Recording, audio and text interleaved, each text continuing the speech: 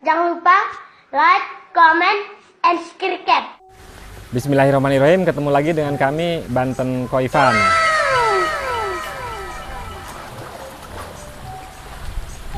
Ya. Ciri-ciri fisik pertama itu pipinya kasar. Kalau di video kan nggak tahu ya pipi kasar atau apa. Yang jelas teman-teman harus pegang itu pipi kasar sampai ke sisik kasar. Nah, itu tanda ikan jantan matang gonad salah satunya. Nah, ini kalau jantan perhatikan kelaminnya ke dalam dia. Ini jantan berbodi betina, jadi bodinya mirip betina, dan ini yang dicari sebetulnya. Kemudian dia grownya sangat cepat. Ini usia 2 tahun sudah 70 BU. Yang ini sama-sama ke dalam. Tuh. Ya. Hari ini kita akan melakukan breed karasi. Ini bisa dilihat teman-teman. Ada 3 ekor karasi. Yang paling besar, ini yang paling besar. Yang paling bagus menurut teman-teman yang mana nih? Kalau warna ini Ginrin mungkin oke. Ini 2 oke lah, sama-sama besar. Sombong amat. Nah, karena kami ingin hasil terbaik, untuk polosan itu kami bikin standar misalnya 80 BU. Nah, 2 ekor ini memenuhi syarat. Tetapi yang ini telurnya belum siap nih yang ini. Yang paling ideal secara body ini. Usia 3 tahun. Udah 80 lah lebih. Di konten sebelumnya kan sudah kita lihat ya. Tetapi dia telurnya belum siap. Yang ini yang paling siap dan memenuhi syarat gitu. Kepala besar, badan juga besar, warna full ya. Warna juga bagus. Yang ini walaupun bagus, badannya kurang besar. Kepalanya kurang besar, badannya kurang besar. Maka kami pilih yang ini.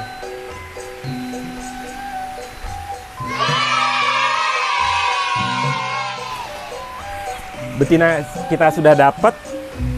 Satu, tinggal kita pilih jantannya ya teman-teman.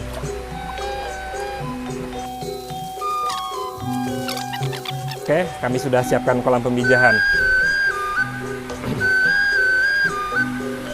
Nanti tinggal diisi kakaban. Lanjut kita ke memilih kriteria ikan jantan yang akan istilahnya mencari pejantan tangguh. Baik teman-teman, sebelum memilih jantan, biasanya para breeder itu fokus ke jantan. Salah satu yang utama adalah warna. Fokus ke warna.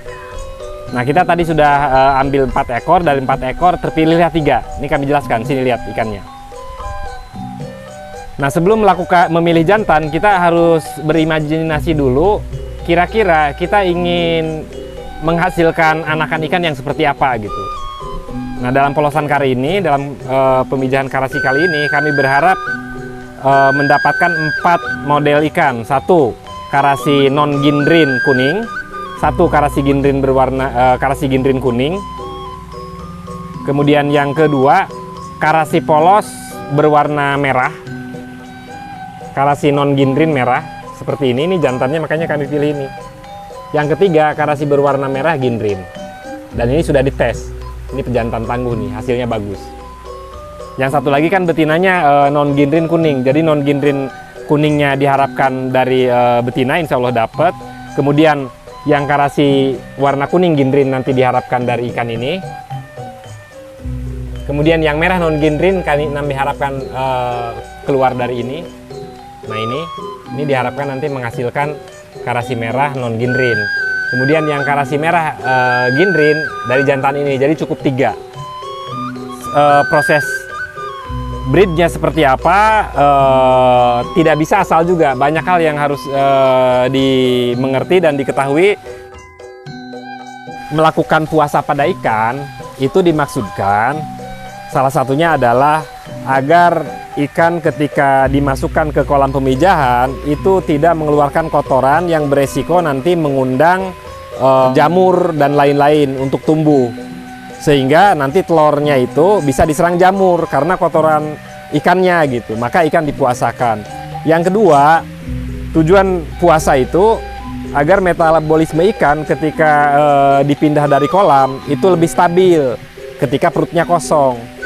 Yang ketiga, tujuannya adalah untuk mengurangi kadar lemak. Kadang-kadang yang terutama di saluran telur ikan kan ditutup lemak tuh. Nah, kalau tidak dipuasakan kadang-kadang sulit mijahnya.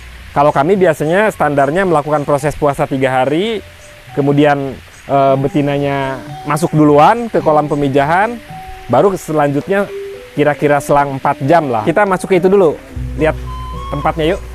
Ntar dulu. Nah, ini kami gunakan vat dengan diameter 2 meter. Ini lihat teman-teman. Ini betinanya sudah masuk, yang tadi terpilih itu 1 karasi 80 BU. Kemudian kami gunakan ini. Kami lapis ini untuk mempermudah nanti pembersihan. Jadi telurnya nggak nempel ke vat. Jadi telurnya nggak nempel ke vat karena sebelumnya dilapisi kelambu. Gitu. Nah, ini ikan masuk duluan, dibiarkan. Kemudian tadi kan ikan akan mudah menelur kalau terjadi stres terhadap perubahan parameter air. Maka air yang dimasukkan ini murni air baru dari sumber air. Kalau airnya dari tanah bisa langsung masuk, tapi kalau misalnya airnya air pump, itu endapkan dulu sehari untuk menghilangkan kaporit. Bisa ditambahkan seperti itu dengan menambahkan aerator. Jangan lupa like, comment, and subscribe. Ini 1 kali 24 jam ini sudah siap, ikan bisa masuk. Kemudian berikutnya peralatan yang harus disiapkan adalah biasanya umumnya disebut kakaban untuk tempat ikan menempelkan telurnya. Kalau di alam kan mereka biasanya gunakan rumput atau akar-akaran ya, akar eceng gondok atau apa ketika memijah. Nah, kalau kita coba modifikasi, ini kita pakai dua kakaban. Kakaban di bawah dan kakaban di atas. Yang dominan memang nanti pemijahan itu terjadi di atas, tapi ada telur yang jatuh ke bawah. Nah, biar mempermudah nggak nempel ke vat atau ke kelambu tadi, kita siapkan ini. Nah, ini juga harus dipersiapkan agar steril. Ini setelah dicuci bersih, dijemur, kemudian kita rendam dengan obat anti jamur. Nah, ini sudah dikasih obat anti jamur, bebas lah obat anti jamurnya. Yang paling murah misalnya pakai apa? Obat biru. Intinya obat-obatan yang mengandung anti jamur ini direndam dulu gitu. Nanti di atasnya pakai kakaban atas. Ini sampel aja ya. Ya, teman-teman mudah paham. Nah, ini kan memakai apa? Bras khusus pijah. Ini besi, jadi dia akan tenggelam. Kemudian ini juga halus, tidak berbahaya untuk ikan. Nah, ini juga akan merangsang ikan tergesek dan lebih cepat gitu. Keduanya direndam ya sekitar biasanya 30 menit ya. Ya, saya bawa yang ini. Nah, kalau menggunakan kakaban seperti ini, pastikan ujungnya ditutup pakai karet. Jangan ada permukaan yang tajam, bahaya buat ikan. Yuk. Nah, itu nanti diisi full. Ini kan baru sampel aja, kurang lebih seperti ini. Ini nanti diisi penuh, yang bawahnya juga diisi penuh. Nah, gitu. Ditata gitu, ditata yang rapi sampai memenuhi seluruh permukaan atas dan bawah. Yang atas nanti disisihkan sedikit. Kemudian ketinggian air usahakan minimal 50 cm. Kalau ikan besar seperti ini 60 cm. Tambahkan aerator. Ini tidak menggunakan filter, makanya ikannya dipuasakan dulu. Ini walaupun puasa tuh masih ada kotoran lumut. Kalau kami, metodenya itu memang tempat pemijahan kecil. Ini bukan tanpa alasan, teman-teman. Nah, kami walaupun ikan besar, kenapa gunakan vat tidak terlalu besar, vat 2 meter, tujuannya agar sperma dari jantan itu tidak banyak tercampur air, sehingga persentase mentasnya juga tinggi. Kemudian untuk menghindari menghindari kematian, kalau kami metodenya memang setelah memijah nanti telur-telurnya kami pindahkan. Nanti telur-telurnya kami jemur, kemudian berapa 1 jam biasanya ya, 1 sampai 2 jam dibersihkan. Nah, telurnya juga nanti kita kasih obat lagi. Setelah dibersihkan spermanya, telur-telurnya kita rendam menggunakan anti jamur, kemudian dijemur untuk mempercepat proses penetasan. Kemudian nanti proses setelah itu semua kita pindahkan telur-telurnya ke kolam penetasan, misalnya seperti ini. Kalau di sini ini jangan dicoba. Di sini misalnya tingkat keberhasilannya akan rendah. Kalau ditetaskan di sini bau sisa sperma dan lendir-lendir ikan ketika memijah. Bisa saja sih di sini, tapi di tempat yang lebih besar, kemudian airnya dibuang, diganti gitu. A few moments later.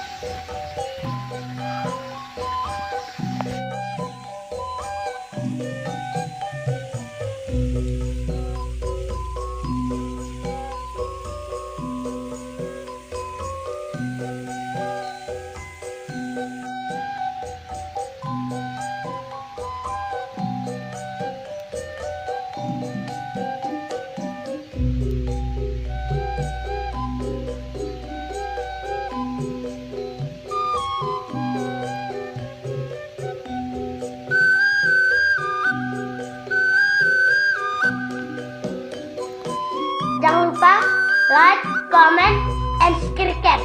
Kurang lebih seputar pemijahan itu, teman-teman. Mudah-mudahan konten ini bermanfaat. Nanti teman-teman bisa mengikuti perkembangannya. Nanti kami akan review hasil anakannya seperti apa. Mudah-mudahan hasilnya sesuai gitu. Ini namanya line breeding. Melakukan breeding satu varietas, hanya beda warna saja. Sebetulnya itu karasi. Ada yang merah, ada yang kuning, ada yang gindrin, ada yang non gindrin.